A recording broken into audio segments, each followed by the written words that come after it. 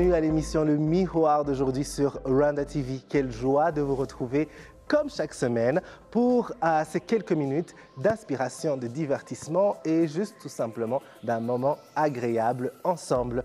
Vous le savez, chaque mois, on prend le temps de mettre nos lumières sur de jeunes talents, de jeunes entrepreneurs, de jeunes passionnés de ceci et de cela. Aujourd'hui, on va être avec un jeune passionné de musique, de poésie, de slam, de rap. Et il partage sa passion avec les plus jeunes que lui, oui, dans les écoles ici et là. Il revient d'une compétition internationale en Belgique, justement la compétition internationale de slam. Et on a envie de tout savoir sur lui et de ce qui le motive dans la vie de tous les jours et de son travail. Et bien sûr aussi le mettre face au miroir. Mais avant, comme vous le savez, chaque semaine, j'essaie un peu de vous parler un peu des petites expériences que j'ai eues durant la semaine ou des petites choses que j'ai découvertes. Alors, cette semaine, j'ai été voir le film Woman King avec Viola Davis et c'est projeté, pas diffusé, mais projeté. Il faut utiliser le bon vocabulaire. À Canal Olympia. Ce film, mon Dieu, c'est un moment qu'il faut vivre avec les autres. Vous voyez, il y a des films qu'on peut regarder à la maison sur son PC ou bien sur sa télé. Mais celui-là, il faut vraiment aller au cinéma parce que, écoute, on criait tout le temps à Goji, Oussou, et puis, quand il y a beaucoup de scènes de combat et tout, c'est un film d'action super bien fait. Et c'était comme si on voyait les combats devant nous. On était avec un groupe comme c'est tourné en Afrique de l'Ouest, donc il y avait plein de gens qui venaient de ce côté-là de l'Afrique. Et donc, vraiment, c'était une super, super ambiance que je vous conseille d'aller voir. Et surtout, c'est très bien parce que c'est un film qui est dans un contexte historique, pas nécessairement vraiment un documentaire historique, c'est juste un film d'action, mais dans un contexte historique africain, donc le royaume Dahomey qu'on connaît tous. Et voilà, c'est bien de pouvoir un peu voir, je ne sais pas, des ancêtres africains, rois, etc., dans leur régalité. Alors, qui est notre invité aujourd'hui? Parce que c'est notre sujet du jour. Il s'appelle Jenny Paria. Je vous en dis plus tout de suite sur l'invité du jour. Donc, et comme promis, c'est un jeune qui nous inspire. Jenny Paria, son vrai nom, c'est Nzengo Grace Isaac, rappeur et slammer depuis presque 10 ans. Il est membre du collectif Goma Slam Session et fait... Goma Slam Session, je me dis que c'est mieux de le dire comme ça. Il fait une carrière solo sous le management de The 7-1 qui comprend 4 artistes, Jenny Paria, Taikon Kabuzi qui était avec nous sur le plateau récemment, Frankie Dev, mais aussi Krikstar du Nigeria. Sa musique fait sortir le tout, amour, motivation, panafricanisme, souvent plus les valeurs du noir qui reviennent d'ailleurs dans beaucoup de ces morceaux qu'on retrouve sur toutes les plateformes de streaming, YouTube, Apple Music, Spotify, Deezer, etc. Passionné aussi par l'humanitaire, il est bénévole dans Agir RDC où il soutient les déplacés et personnes en besoin. Animateur d'ateliers slam dans différents projets dont Slam à l'école et Slamothérapie. Il croit que l'art s'apprend. Il est le gagnant du prix national de slam au compte de la RDC et a représenté ce pays en Belgique il y a juste quelques jours. Il est de retour. Il s'arrête sur notre plateau pour nous parler justement de cette expérience, mais aussi de sa passion pour la musique. Bienvenue Jenny. Jenny Paria est avec nous. Okay. Comment ça va? Ça va très bien. Ouais, bienvenue. Merci. Quel grand plaisir. Ouais. Ne bougez surtout pas, nous revenons après cette petite pause. Alors ça va? Ça va très bien.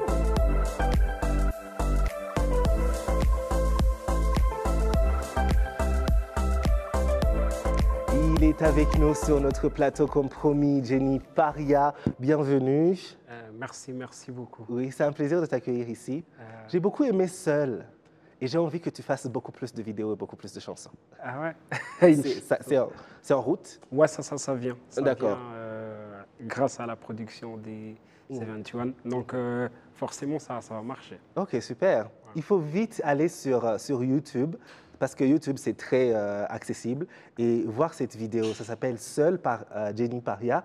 C'est un bon texte, c'est une belle chanson et aussi c'est une vidéo qui est très originale, très bien faite. En tout Merci. cas, bravo. La personne avec qui tu as travaillé dessus, j'aimerais la rencontrer. Alors, d'où te vient cette passion pour la musique? Alors, honnêtement, je pense que ça vient de ce côté-là où j'aime pas trop obéir à la formalité. C'est vrai? J'aime pas trop obéir aux principes selon lesquels il faut la valeur de quelqu'un dépend des diplômes qu'il a. Mhm. Et du coup, je pense que l'art m'a été un moyen où on n'est pas jugé en fonction de son âge ou de sa couleur ou de ses origines. Mhm. Donc du coup, c'est ça. Moi, je me suis dit, j'avais besoin, en fait, j'avais cette soif de liberté. Et c'est là que ça commence, cette musique. Ah, d'accord. Et ça, c'est très bien, parce que j'aime beaucoup ce que tu viens de dire, parce que on est dans notre société, et c'est vraiment la société en général, je pense, globale, c'est très facile de donner de la valeur à quelqu'un à travers ses diplômes. Et je ne dis pas que c'est pas important d'apprendre, c'est super important d'apprendre, il faut apprendre autant que possible, mais quand même, la valeur d'une personne est vraiment loin de ce qu'il a appris ou des diplômes qu'il a. Jenny Paria, ça veut dire quoi? Pourquoi ce nom de scène? Alors, Parce que tu t'appelles Grace Isaac. ouais. C'est un nom assez bien. Tu pourrais aussi être Grace Isaac comme nom de scène. Pourquoi avoir choisi Jenny Paria? Voilà, alors comme c'est Grace Zego Isaac, Oui. quand j'étais petit, je prenais juste la première lettre, Uh-huh. G, Mhm. le N et le I, mais ça donnait un peu Guéni. Oui. Alors du coup, je me suis dit, mais ça sonnait pas bien. Oui, oui, oui. J'ai combiné et c'est devenu Jenny. OK. Paria, ça vient, moi j'ai l'impression que depuis longtemps, j'ai toujours été mise à l'écart. Comme je disais aussi que les valeurs dépendent, quand on n'est pas dans l'art, c'est soit ton âge, soit je voulais souvent être à côté de gens qui étaient plus âgés. Mhm.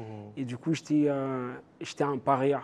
Ah, ouais. Et c'est ces parias-là, et je me suis dit, mais tout le monde aujourd'hui choisit les noms comme lion, Oui, dragon. oui, oui, oui. Et je me disais, peut-être que je peux jouer à ces petits côtés-là, Mhm. parce que humainement, je suis quelqu'un d'un peu sensible, et je me suis dit, je rends hommage à toutes ces personnes qui se sentent parias. Ah, d'accord. OK.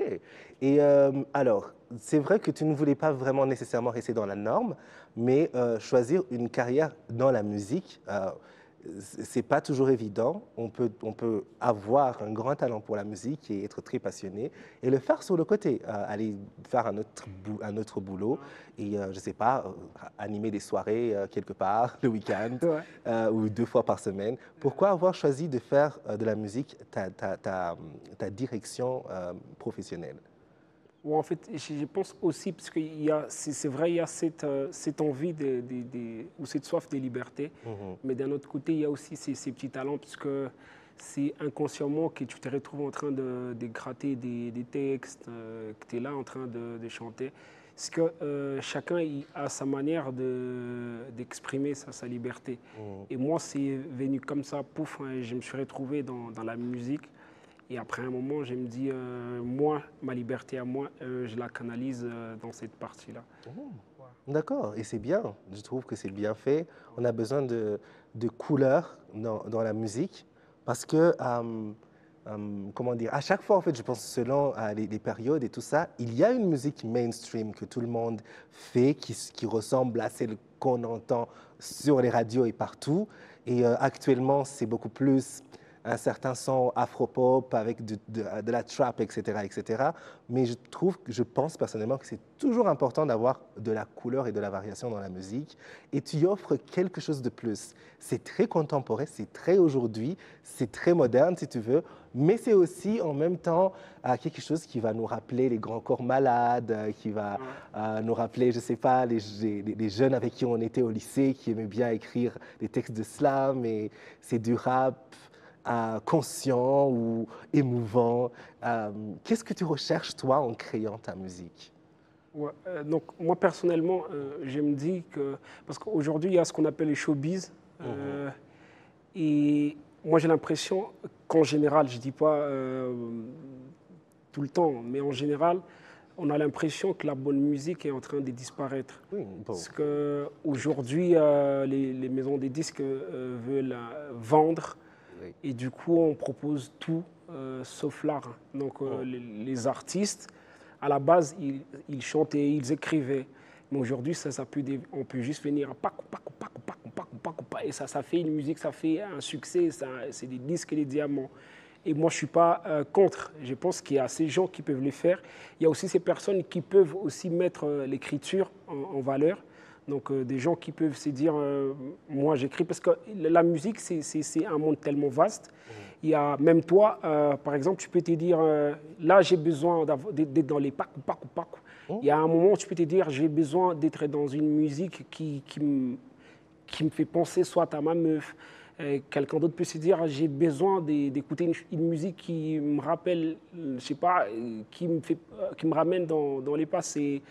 Et le mal, c'est de penser que tous les artistes forcément doivent être des hitmakers, ils doivent être dans les paku.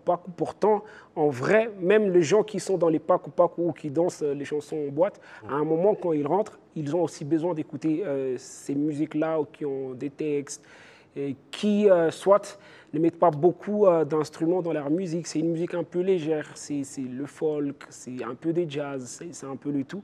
Et c'est ce que moi, par exemple, j'ai envie de donner dans ma musique. C'est ce côté-là où je me dis, ça ne sera pas comme du tout le monde. Où moi-même, je me dis, je n'ai pas peur de donner ce que je veux. Parce que c'est ça, aujourd'hui, on se demande qu'est-ce qui est à la mode pour que je puisse me dire, je vais faire le dry, je ne sais pas, ou un truc dans ce sens.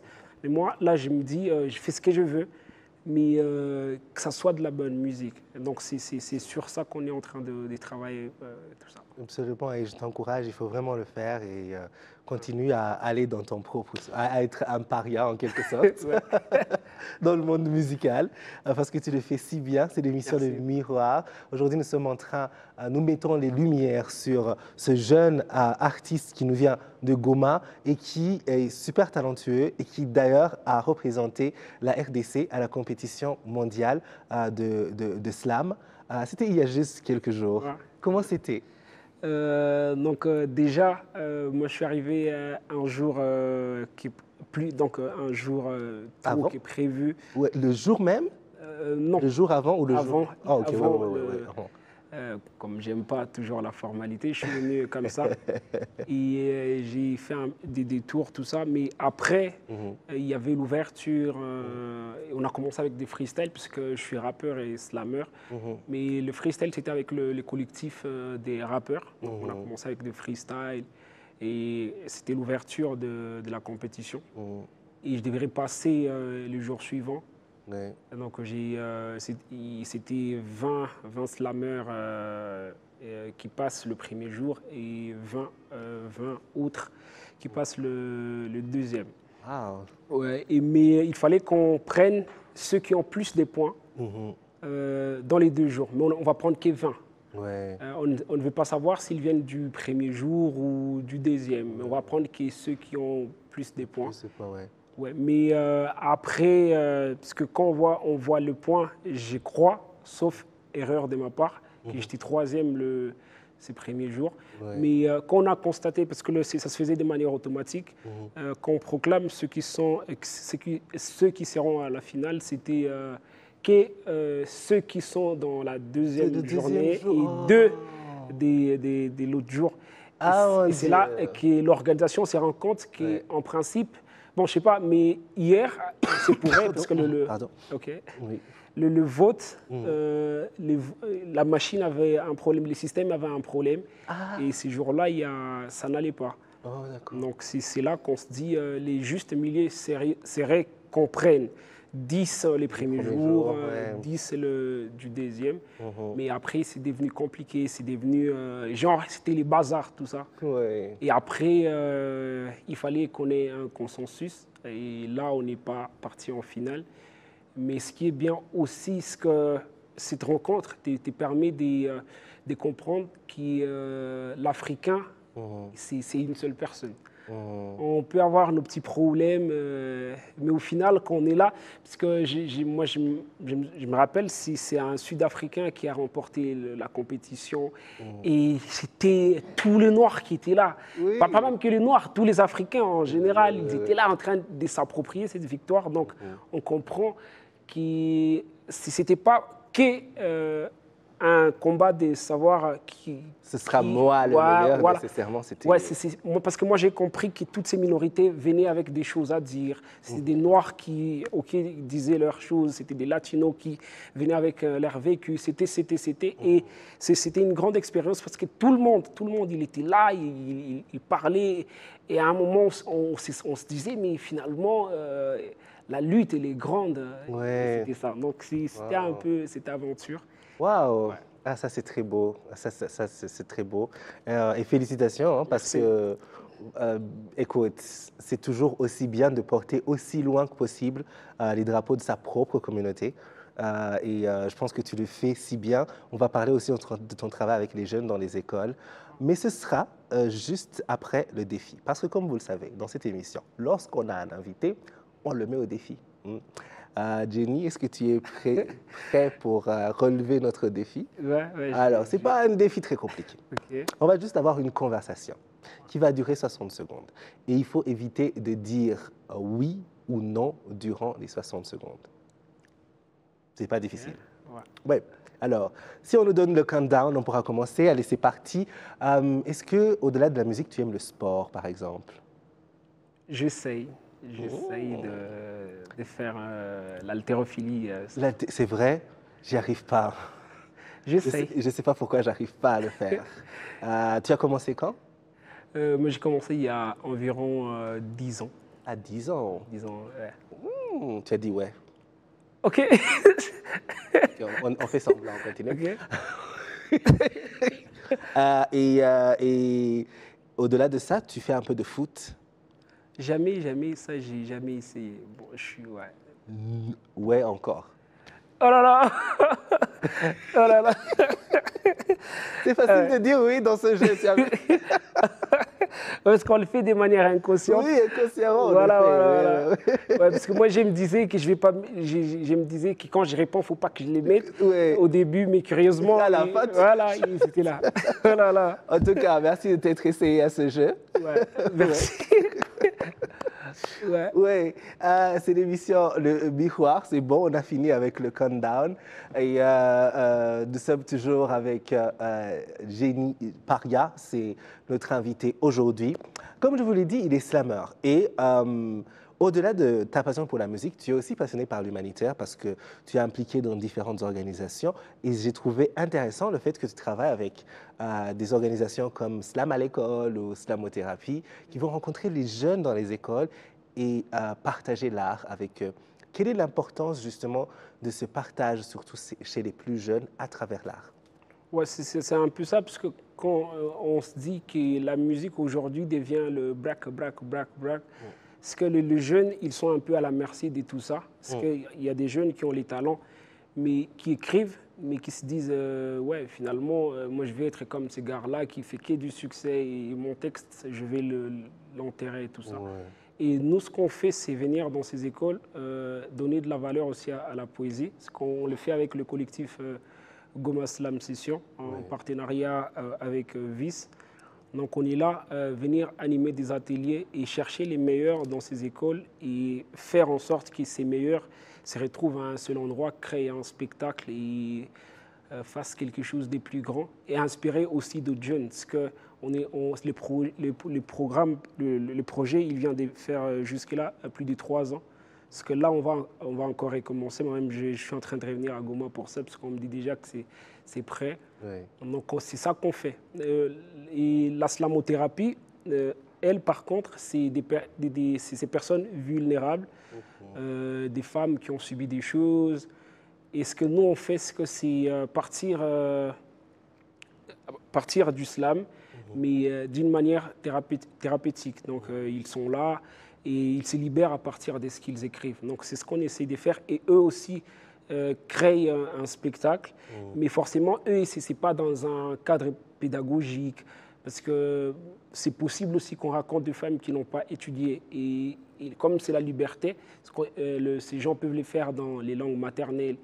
Et c'est ça qu'ils font. Et eux aussi créent un spectacle. Et une manière aussi de s'amuser et inspirer d'autres personnes. Parce que c'est à un moment, parce que cette personne-là qui se sentait un peu paria Ouais. et qui se retrouve devant une scène où les gens doivent applaudir, où les gens doivent comprendre ce qu'il a envie de dire. Et c'est ce qu'on fait avec ces gens. Et c'est tellement important. Je me suis rendu compte, en fait, très tôt de l'impact de l'art, surtout chez les personnes qui ont été victimes de traumas différents. Quand je finissais le secondaire, j'ai été dans un programme, enfin, avec un groupe c'était photojournalisme en quelque sorte, mais c'était à travers donc, la photographie artistique. Et on travaillait avec des jeunes qui étaient passés par des traumas différents et vraiment voir le niveau comment dire, comment ils avaient pu vraiment faire un grand pas dans la façon d'exprimer déjà ce qu'ils ressentent et ce qu'ils ont vécu et ce qu'ils voudraient dire. Parce que la plupart des fois, les gens justement qui ont eu des problèmes, ils n'arrivent pas à le sortir. Et après, voir vraiment, après quelques semaines de thérapie artistique, comment ces jeunes enfants arrivaient à parler de leur histoire et tout ça, c'est extraordinaire. Ah Et ouais. bah, aujourd'hui, la plupart, je les vois, ils ont grandi, ils excellent. Et c'est pour ça que dès que j'ai vu ça, j'ai dit, on doit en parler dans l'émission, Ouais. parce qu'il faut qu'il y ait beaucoup de programmes comme ça. C'est vraiment très, très important. Et je pense que l'art, c'est une belle chose, surtout pour les jeunes. Ça, c'est une occupation très, très positive. C'est l'émission Le Miroir. On me dit que le temps passe très vite, donc on va devoir passer au tic-tac. Mais avant de passer au tic-tac, peut-être rapidement, est-ce que tu as des projets à venir? Je sais que tu as déjà 5 chansons qu'on peut retrouver sur les différentes plateformes de streaming. Jenny Paria, il faut y aller et streamer et Ah. découvrir sa musique. Est-ce qu'il y a d'autres projets à venir dont tu veux nous parler rapidement? Je vais pas, si je dis des choses, je risque. Ouais, il faut pas. Ouais, Voilà. je comprends. Mais ce qui est sûr, je suis en studio avec les musiciens, tout ça, on travaille sur un truc. Ouais. Très bientôt, on va dire, ouais, c'est quoi la chose. Ok, super, super. Voilà, tu es arrivé aujourd'hui dans l'émission spéciale qu'on fait chaque mois. On met les lumières sur un jeune qui nous inspire, qui mérite qu'on parle de lui. La prochaine fois, on va mettre les lumières sur une superstar qui nous revient avec un Grammy et une Oh là là. victoire de la musique et un Cora. Il y a toujours des Cora. Et des MTV Music, Africa Music Award, quelque chose comme ça. Alors, le tic-tac. Le tic-tac, c'est cette dernière partie de l'émission où nous posons des questions, disons, qui nous dévoilent un peu plus le côté humain de notre invité au-delà de son travail. Jenny, quelle est ton activité favorite lorsque tu n'as pas à travailler? Le billard. J'aime Le jouer au billard. billard. Ah, waouh. Ah, ok. Ça fait longtemps que je n'ai pas joué au billard. Euh, Et quelle est la chose que tu aimes faire, que tu dois faire, non, que tu aimes faire avant de dormir chaque soir? Être sur YouTube. C'est vrai, tu t'endors avec Ouais, YouTube? je m'endors avec mon téléphone comme ça, presque tous Ouais. les jours. Ah, Ouais. c'est vrai. Ça, c'est vraiment quelque chose qu'on fait tout ça. Ouais. Maintenant, on s'endort de plus en plus avec les écrans et il paraît que c'est pas bien. Oh là là, Ouais. allez, Mais raison. ça va, on survivra. Quel est cet artiste rwandais avec qui tu aimerais collaborer? Il y a Mehdi. C'est vrai? Ouais, je l'aime bien depuis notre enfance avec Amayobera. On a écouté. Et Waouh! c'était mortel, mortel. Je suis vraiment étonné. Mehdi. Oh, ok. Ouais. Ah, ce serait bien. Ce serait bien, je vous vois sur une chanson. Remix de Seul. En plus, il est très in my feelings, tu vois. Ok. Les feelings comme ça, il sait les exprimer, toi aussi. Donc, c'est bon, ce serait un bon duo. J'achète tout de suite.